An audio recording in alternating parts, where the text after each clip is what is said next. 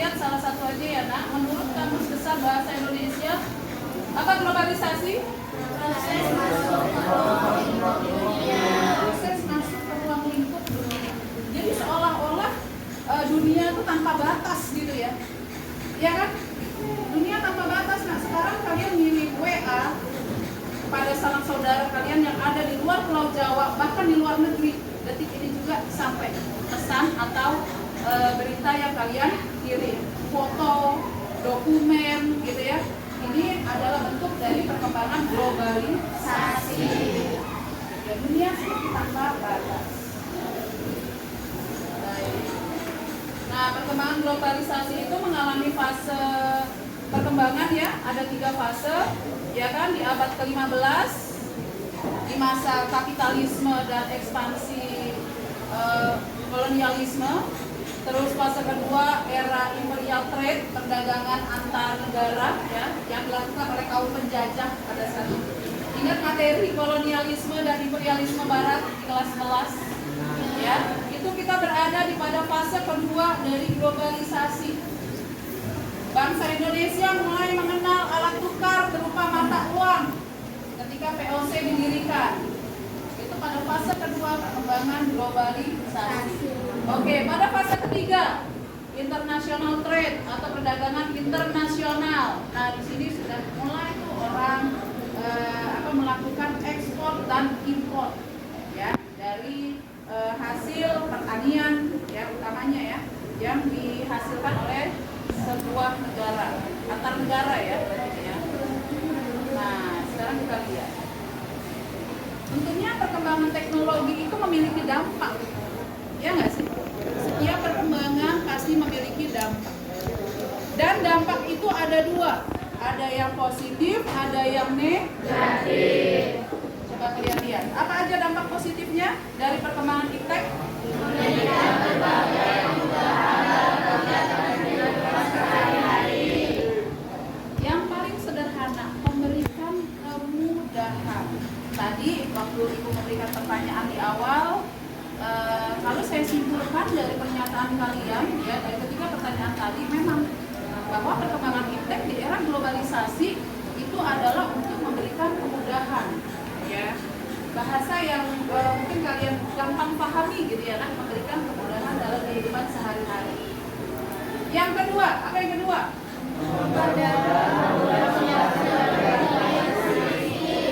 Memudahkan meluasnya informasi.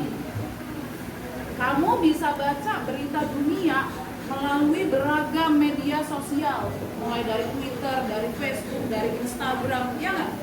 Iya.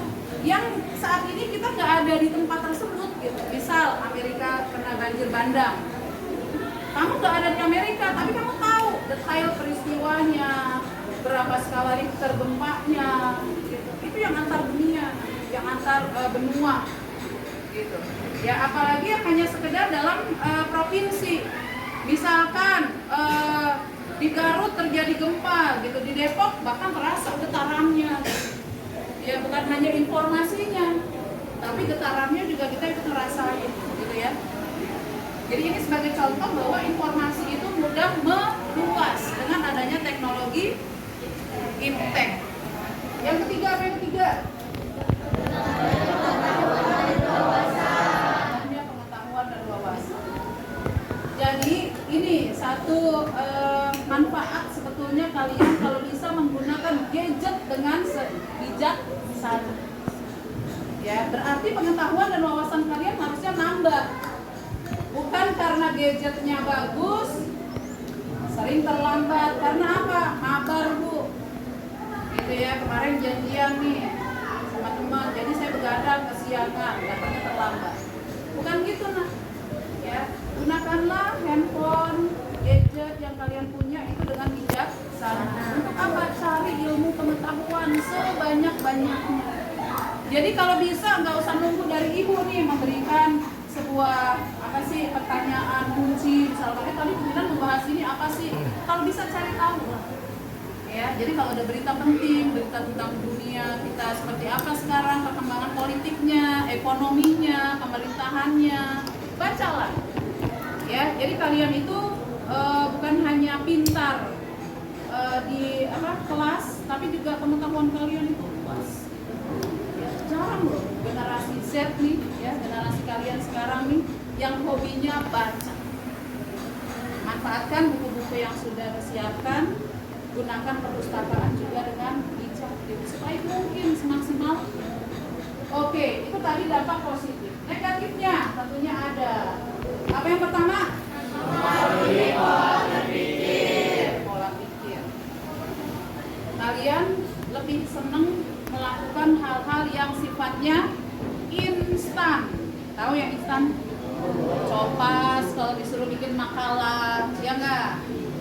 Cari bocoran, jawaban, ya. Ini salah satu contoh yang jelek dari perkembangan iptek. Jangan diikutin, jangan diteruskan.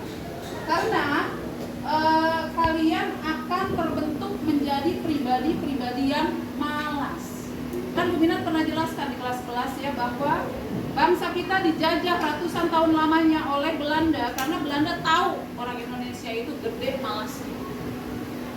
Ya, gitu ya. Jadi kalau gede malasnya enggan berinovasi, nggak mau belajar. Ya, oke, lanjut. Kita lihat yang kedua. Hilangnya budaya tradisional. Ya, sekarang dengan perkembangan iptek, maka hidup manusia itu semakin modern. Nggak ada lagi yang jajannya bajigur pakai es, tapi belinya boba, belinya kopi kenangan, ya nggak? Nggak ada lagi yang beli nasi uduk, jarang banget. Sekarang sarapannya Lawson. Iya, ya nggak sih? Ini kan akibat pengaruh dari luar kan? Karena apa? Teknologi informasi, nah. Ya bahwa perkembangan kuliner anak muda tuh kayak gini yang laku. Sekarang mah nasi uduk mah tenggelam. Jadi itu mah konsumsinya orang-orang yang tua gitu ya. Ya. Oke, lihat yang ketiga. Banyak menimbulkan berbagai kerusakan. Utamanya kerusakan moral. Ada. Sekarang kalian kalau manggil temannya aja udah pakai bahasa-bahasa yang Masya Allah ya, yang bukan namanya. Dan anehnya yang dipanggil nengok. Gitu ya. Terus juga hilangnya sopan santun. Kadang-kadang ketemu guru-gurunya di jalan cuek, ya kan? Apa tuh mungkinan, gak usah salim lewat aja. Udah gak ada lagi rasa hormat terhadap yang tua, apalagi sayang kepada yang sebaya. Gitu, sayang tuh sama yang sebaya. Sayang gak sama temennya? Kalau sayang berarti gak ada pulpen hilang. Gitu ya. Oke, ditandai dengan ditemukannya pesawat Sputnik tahun 1957 oleh Uni Soviet. Ya, jadi dia meluncurkan satelit pertama ini dan menandai dimulainya era eksplorasi luar angkasa. Ingat ya, pesawat Sputnik 1 diluncurkan oleh Uni Soviet tahun berapa? 1957. Ini yang menandai pertama kali teknologi luar angkasa itu mulai dikenal oleh masyarakat dunia.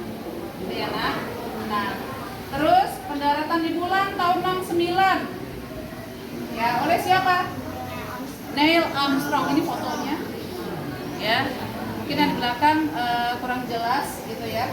Berhasil menjadi manusia pertama yang mendarat di bulan melalui misi Apollo 11. Ya.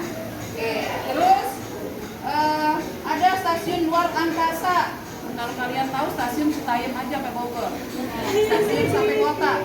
Tapi jauh di awal perkembangan teknologi luar angkasa tuh ya kan sudah dikenal stasiun luar angkasa tahun 1971 sampai 2001 dibuat. Ya, kapan tuh kita bisa ke stasiun luar angkasa? Nanti ya kapan-kapan, makanya belajar yang benar biar jadi orang hebat. Stasiun luar angkasa menjadi tempat bagi para astronot untuk tinggal dan melakukan eksperimen dalam waktu yang lama di dalam orbit planet. Gitu ya, nah. Oke. Terus ada NASA. Nah, di sini sayangnya kantor NASA-nya nggak dibuat gitu ya clippingnya. Jadi ini ada pesawat aja hasil dari buatan NASA gitu ya. Terus ada juga misi rover Mars. Nah, ini ya, jadi yang sebuah transportasi gitu yang planet Mars gitu. Terus ada Space Tourism tahun 2010 sampai sekarang, ini merupakan perusahaan swasta seperti SpaceX, Blue Origin dan Galactic ya. Nah, ini. Jadi ini beragam perkembangan mulai dari yang Sputnik 1 sampai terbentuknya sebuah perusahaan swasta ya, yang memfasilitasi dari teknologi luar angkasa. Oke, kita lihat manfaatnya. Nah, singkat aja ya. Pertama, pengembangan ilmu pengetahuan dan teknologi. Ya, pasti butuh pengetahuan dan butuh teknologi. Ya, kita kan hanya tahunya planet bumi aja. Kita belum tahu gimana sih caranya bulan gitu ya. Terus di bulan tuh ada apa aja sih? Kita nggak tahu ya kan? Nah, untuk tahu itu makanya kalian tuh berusaha untuk apa? Untuk menggali potensi yang ada pada diri kalian, belajar dan belajar. Kalau astronot tuh ngapain aja? Neil Armstrong tuh ngapain ketika mendarat di bulan? Gitu ya. Apa sih fungsi dari Sputnik 1? Kenapa diluncurkan? Nah, gitu ya, cari tahu. Yang kedua, komunikasi global. Nah, teknologi satelit memajukan komunikasi global melalui telepon satelit, internet, dan televisi, memungkinkan komunikasi yang cepat dan efisien di seluruh dunia. Jadi ada tuh telepon satelit gitu loh. Jadi kalau lagi mendarat keluar bumi itu bisa ditelepon gitu. Ya, jadi nggak tahu itu singkatnya apa. Yang nomor 3, pemantauan lingkungan dan kesehatan masyarakat. Nah, ada teknologi penginderaan jarak jauh. Ya, dikenal itu. Terus yang keempat ada komunikasi. Teknologi satelit memungkinkan komunikasi global yang cepat. Ya, seperti ditemukan di internet sekarang nih, kan komunikasi global ya. Penelitian ilmiah, kesehatan global, pemantauan lingkungan dan kesehatan masyarakat, terus peramalan cuaca dan sistem GPS. Nah, ini yang penting nih. Ini merupakan dampak positif dari adanya perkembangan teknologi luar angkasa. Jadi ada internet, ada teknologi GPS itu karena berkembang teknologi di luar angkasa. Oke, next. 2 orangnya ganti. Boleh bantu Bu Nina? Senjataan yang paling sederhana ya, yaitu senjata laras panjang ya. Senjata laras panjang, terus dia itu berkembang menjadi apa tuh? Menjadi senjata artileri. Ya, jadi dia itu bisa sambil ngebom gitu, sambil naik mobil gitu ya. Nah, jadi orangnya tuh mobile gitu, bisa berpindah. Nggak lagi harus face to face gitu loh. Kalau pakai ini kan dia harus ketemu musuh gitu, baru nembak. Bahkan kalau bisa ibu tambahkan yang paling sederhana tuh anak panah. Ya, sebelum ada bambu runcing tuh ada anak panah tuh. Di zaman penulisan historiografi tradisional, ya ketika antar kerajaan itu saling berperang, mereka itu pakai anak panah, pakai keris. Ya, jadi kalau jarak jauh panah, kalau jarak dekat keris. Baru dikenal bambu runcing ketika kita memperjuangkan kemerdekaan pasca 1928. Habis apa itu? Peristiwa apa? Sumpah Pemuda. Kita kenal apa? Bambu runcing. Nah, singkatnya persenjataan itu sekarang udah canggih, jadi hanya cukup tekan satu tombol kalau mau melepaskan nuklir, nggak perlu pergi ke negara sasaran. Ya, dari negara asal aja gitu ya, tinggal menembakkan nuklir. Terus juga ada teknologi kapal selam. Ini bukan pempek. Ya, kapal selam ini adalah apa nih? Digunakan untuk mengganggu jalur pasokan musuh. Digunakan pada masa Perang Dunia I. Teknologi kapal selam. Ingat ya, nanti kalau ada pertanyaan, teknologi apa yang digunakan pada Perang Dunia I untuk melawan pasokan logistik musuh, yaitu teknologi kapal selam. Oke, next. Terima kasih ya, Nak. Yuk, coba dulu. Telepon seluler, tapi ini bukan telepon seluler yang sekarang, bukan ponsel. Ini telepon yang ngomongnya tuh terusnya didengerinnya gini. Ya, seperti itu. Nah, lucu emang. Ini ada ditemukan sekitar tahun 2000-an menggunakan jaringan seluler dengan menara pemancar untuk mengirimkan sinyal radio ke perangkat pengguna. Tapi sebetulnya ini bukan tahun 2000-an ya. Jadi ini tuh sejak tahun 1400-an ya. Jadi bukan dari tahun 2000-an. Kalau tahun 2000-an telepon seluler itu udah handphone, ponsel, emang betul telepon seluler. Tapi ini bukan telepon seluler. Ya. Nah, telepon seluler sendiri berkembang gitu ya. Dari mulai yang pakai kabel, non kabel, pakai satelit, terus sampai kepada perkembangan handphone. Ya, HP yang kita punya. Ada radio. Ada nggak di rumah yang masih suka dengerin radio? Dengerin musik pakai radio? Udah nggak ada ya? Aduh, kasihan banget deh. Tahu tapi kan bentuk radio? Tahu. Gila, kalau masih tahu. Ini bentuk radio ya nak. Nah, ini bentuk radio yang lebih jadul. Jadi ini di era kemerdekaan ini merupakan satu-satunya alat canggih ya yang memberikan informasi dari belahan dunia tentang kemerdekaan gitu ya. Kita harus ngapain gitu. Nah, televisi jadul. Pasti kalian gak ngalamin punya televisi kayak gini. Ini adalah televisi yang paling bagus di zamannya, sekitar tahun 70-an sampai 80-an. Ya, sebelum ada RCTI Oke. Ya, sebelum ada SCTV satu untuk semua. Nah, ini ada satelit komunikasi sebagai satelit pemancar. Ya. Nah, singkatnya, sebelum sampai ke handphone ada telegraf. Nah, ini nih, mesin pembuat atau mesin pengirim telegram, namanya telegraf. Untuk mencetak kata demi kata gitu ya, yang dikirimkan. Ini telegraf. Nah, singkatnya, waduh, udah 5G.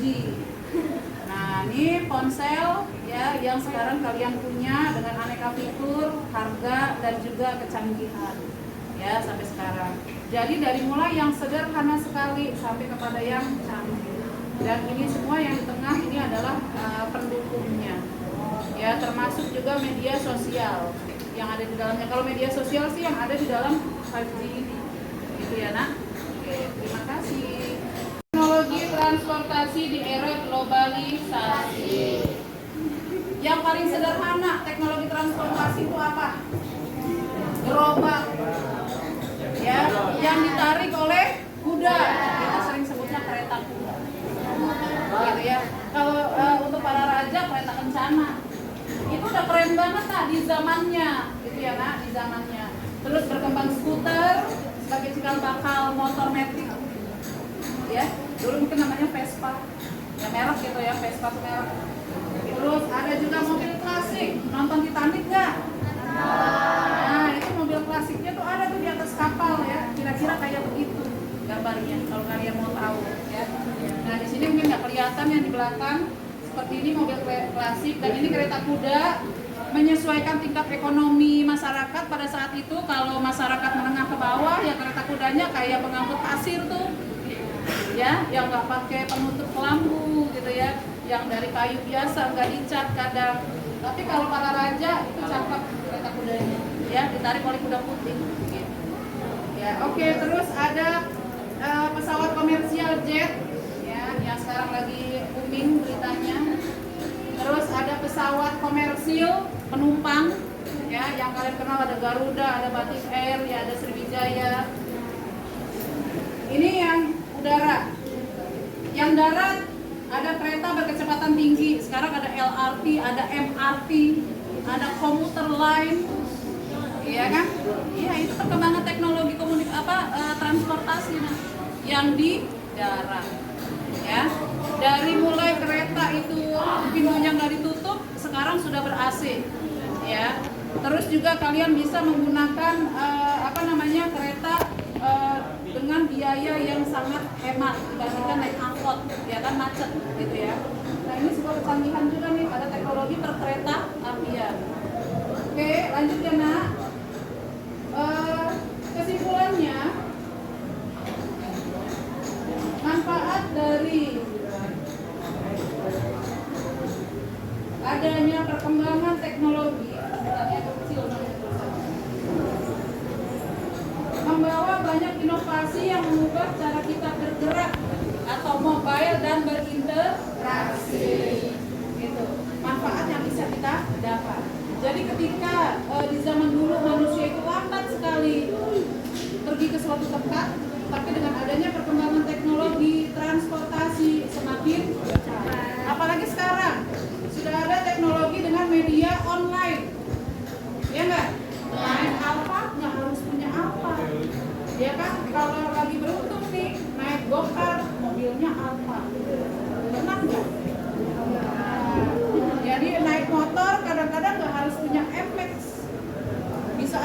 Gojek motornya MX ya, dengan harga yang sangat terjangkau, kadang ada promo untuk kalian yang pelajar, itu kan sangat memudahkan kan ya, terfasilitasi kan seperti kata Serba tadi ya, seperti itu ya nak. Baik, terima kasih.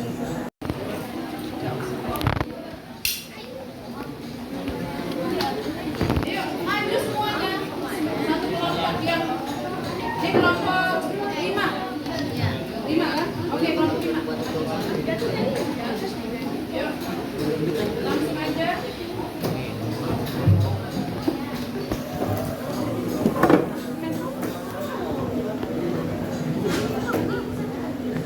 Yuk, langsung kami akan mengantarkan, tidak usah perkenalan langsung. Salam dulu.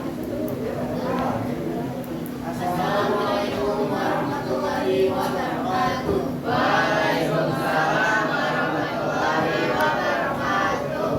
Oke, kami dari kelompok teknologi, informasi dan komunikasi. Nah, Sini yang pertama, lukisan gaya diklaim menjadi metode komunikasi tertua. Setelah itu ada komunikasi melalui simbol, yaitu ukiran disebut batu yang disebut protagogis. Komunikasi menggunakan tanda asap, tanda asap dikenal. oke, jadi di sini kita bisa lihat dari perkembangan zaman bahwa dulu kita dari zaman dulu ya, kita itu menggunakan burung merpati untuk mendapatkan informasi. Tapi sekarang karena adanya kemajuan teknologi, maka kita sudah tidak menggunakannya dan kita beralih ke informasi seperti internet atau komputer seperti itu. Dan setelah berkembangnya zaman, manusia semakin sadar untuk menghentikan penggunaan empati dan beralih menggunakan data. Dengan internet saat ini, kita bisa mencari apapun dan di mana saja di seluruh dunia sekarang. Semua aktivitas seperti apapun menggunakan internet. Dia dari kelompok kami. Assalamualaikum warahmatullahi wabarakatuh.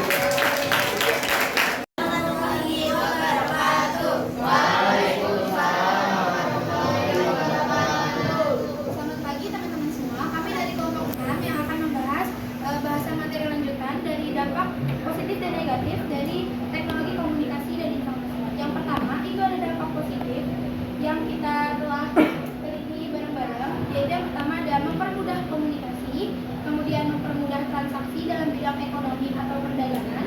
Yang ketiga meningkatkan kualitas sumber daya manusia. Yang keempat mempermudah akses pembelajaran dalam bidang pendidikan. Dan yang terakhir ada penyebaran informasi yang cukup. Yang keduanya itu ada dampak negatif. Yang pertama ada kehilangan kemampuan bergaul. Yang keduanya kecanduan dan ketergantungan terhadap teknologi. Yang ketiga adanya cybercrime. Yang keempat perubahan nilai dan norma. Yang kelima adanya westernisasi. Yang keenam mudahnya terpengaruhi berita hoax. Jadi kesimpulan dari materi kita adalah dari perkembangan teknologi dan komunikasi itu ada dampak positif dan negatif yang dapat mempengaruhi kita. Tapi balik lagi kepada diri kita masing-masing, apakah kita bisa menyikapi dampak mana yang bisa kita terima dengan baik dan dampak mana yang harusnya kita tidak dapat mempengaruhi kita. Ya mungkin segitu aja penjelasan materi dari kelompok kami. Kurang lebihnya mohon maaf. Wassalamualaikum warahmatullahi wabarakatuh. Kita mempelajari beragam perkembangan iptek dan juga dampak positif dan negatifnya. Ya, coba siapa yang bisa memberikan kesimpulan dari pembelajaran kita hari ini? Apa kesimpulannya? Setelah kita mempelajari iptek di era globalisasi dan dampaknya bagi kehidupan manusia. Ya, satu orang, silakan. Tunjuk tangan.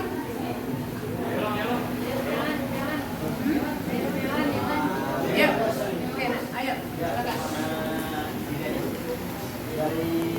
pengetahuan yang kita dapat dari proses pembelajaran di hal ini, kita bisa mengetahui perkembangan iptek dari ke masa dulu hingga ke masa sekarang.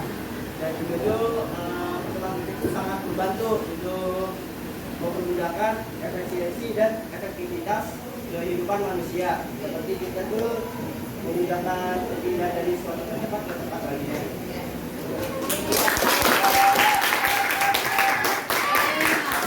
Jadi perkembangan iptek ya, kalau saya rangkumkan semuanya dari 4 kelompok ini ya, itu merupakan ilmu pengetahuan yang dipandang sebagai produk, proses, dan paradigma etika gitu ya. Ilmu diperoleh melalui kegiatan ilmiah, sedangkan pengetahuan didapat melalui proses pemahaman di luar metode ilmiah ya. Dan jika ilmu pengetahuan itu berisi tentang rumus dan teori, maka teknologi merupakan praktik terapan dari rumus dan teori tersebut. Kemajuan teknologi merupakan hal yang tidak bisa dihindari dalam kehidupan manusia, tidak bisa dihindari, dan akan berjalan sesuai dengan kemajuan ilmu pengetahuan. Jadi perkembangan teknologi itu akan seiring sejalan dengan berkembangnya pengetahuan yang didapat atau diperoleh oleh manusia. Ya, seperti itu. Baik, untuk lembar refleksi yang harus kalian isikan sudah Ibu share pada PJ kelas ya. Jadi nanti silakan kalian isi ya linknya ya. Jadi itu berisi tentang refleksi kepuasan kalian dalam pembelajaran kita hari ini. Apakah kita perlu belajar tentang perkembangan iptek ya kan? Terus apa saja sih manfaat belajar mengetahui iptek? Terus bagaimana cara mewujudkan kita supaya tahu bahwa iptek itu bermanfaat gitu ya bagi kehidupan manusia. Ada pertanyaan sampai di sini? Ada pertanyaan? Baik. Kalau tidak ada pertanyaan, coba ketua kelas silakan dipimpin doa untuk menutup kegiatan KBM kita hari ini. Sebelum mengakhiri pelajaran hari ini, baiknya kita berdoa. Doa dan makasih dimulai.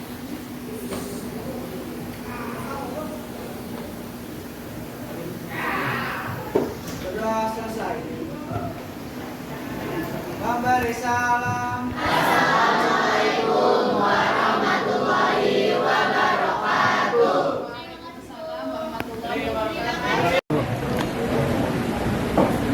Assalamualaikum warahmatullahi wabarakatuh. Waalaikumsalam warahmatullahi wabarakatuh. Baik, anak-anak, apa kabar semuanya? Baik. Hari ini kita akan belajar tentang perkembangan iptek ya. Apa sih kepanjangan iptek itu? Pengetahuan dan teknologi. Baik, sebelum saya melanjutkan pembelajaran, saya mau mengakses dulu kehadiran kalian, gitu ya.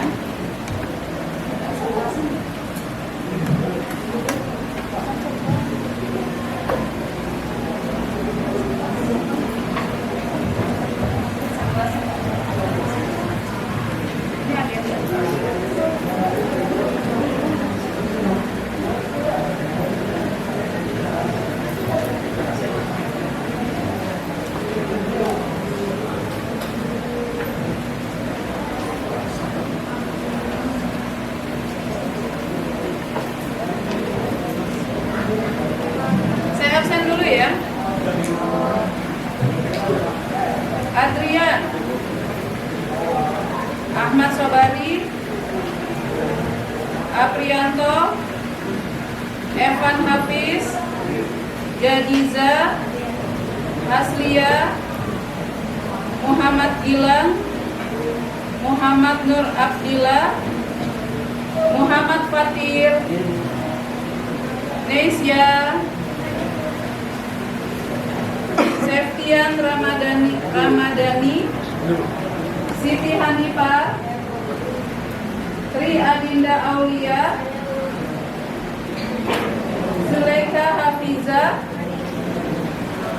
Baik, berarti hari ini hadir semuanya.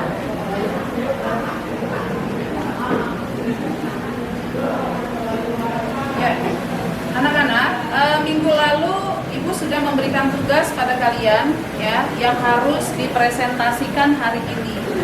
Ya. Perlu saya tegaskan lagi bahwa untuk penilaian pada tugas kalian ya, itu ada dua, yaitu penilaian pengetahuan dan keterampilan.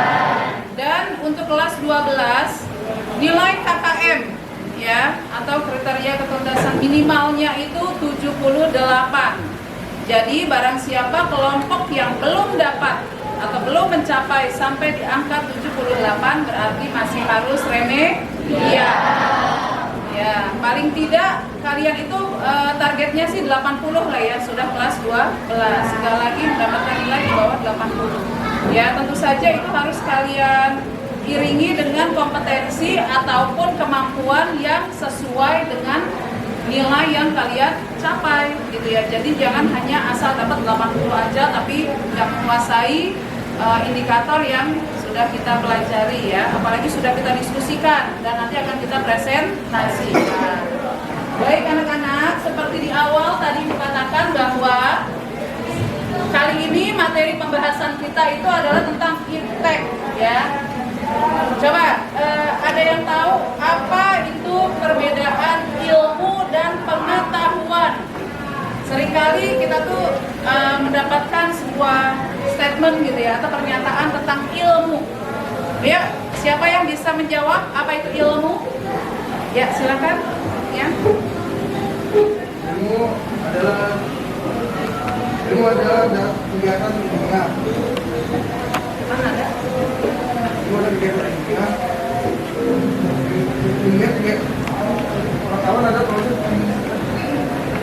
Ilmu adalah kegiatan ilmiah, pengetahuan adalah pembahasan di luar metode ilmiah. konsep pembahasan di luar metode ilmiah. Oke, Septian duduk.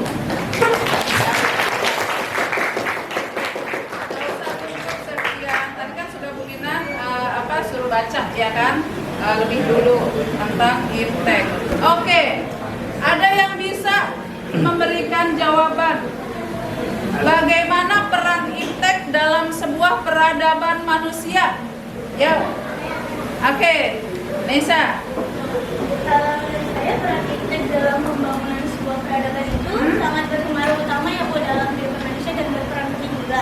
Karena iptek dalam pembangunan sebuah peradaban itu berfungsi sebagai alat bantu kemampuan diri manusia dan lebih maju dari zaman. Iya. Oke, kasih aplaus.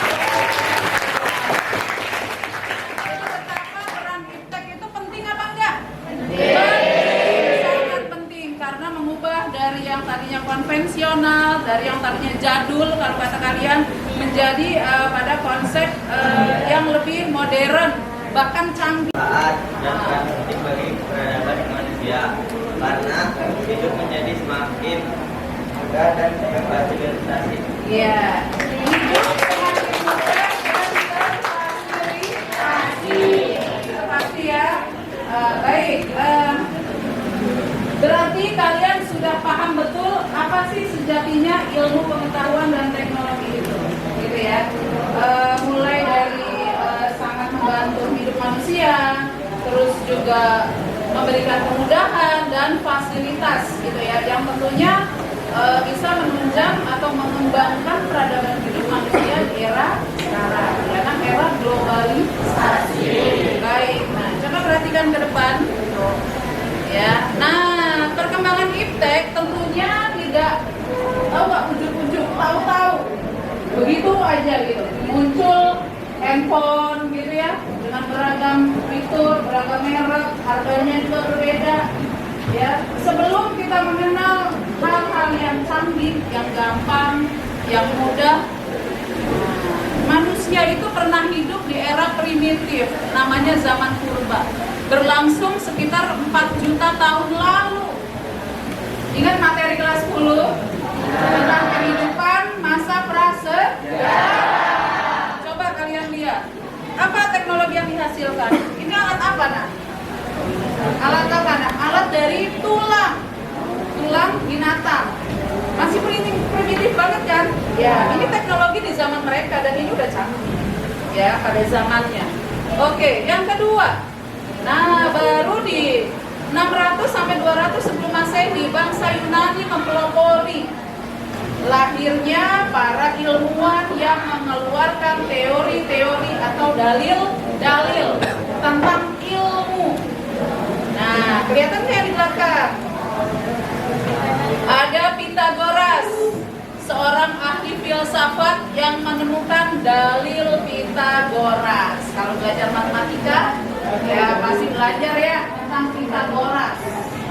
A tambah B sama dengan C, dan memperkenalkan sudut segitiga siku-siku itu 180 derajat.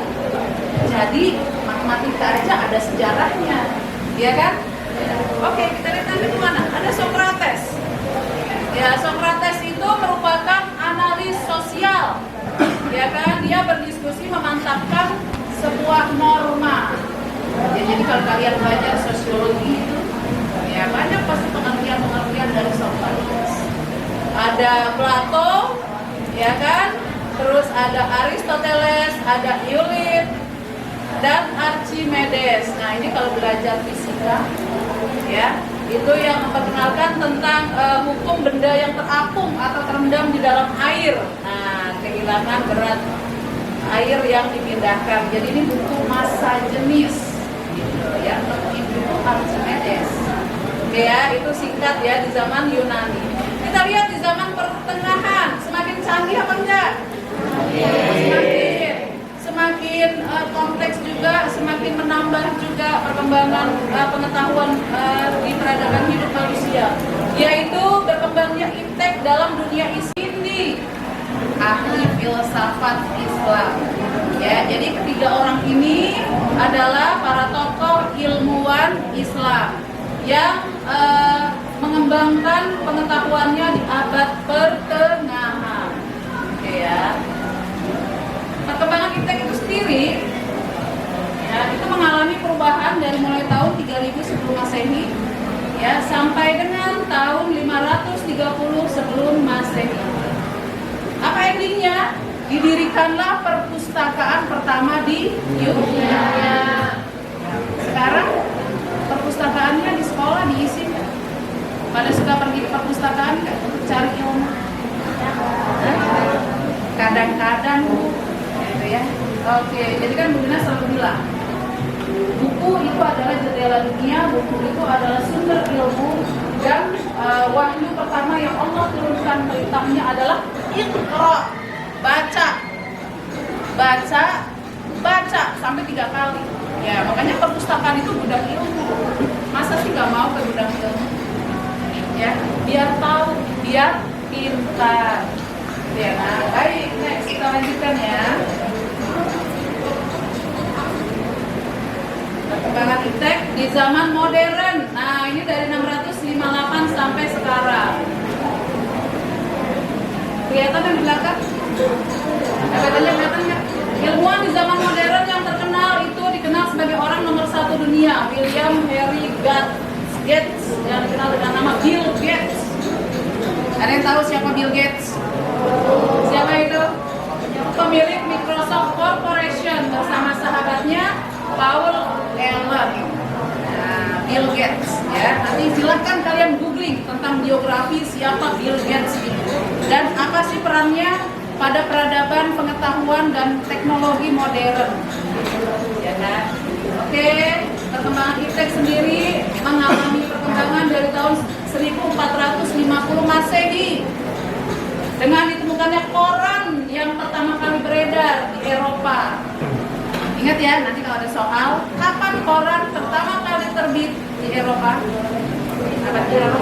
Ya, tahun 1450 Masehi. Tapi pada abad itu koran belum terbit secara harian. Ya, jadi masih mingguan gitu, tergantung peliput berita gitu ya. Yang meliput beritanya apakah berita itu sudah lumayan banyak, terus sudah terselesaikan masalahnya atau dampaknya sudah teramati gitu ya, baru terbitkan masalahnya. Seperti itu koran ya. Terakhir tahun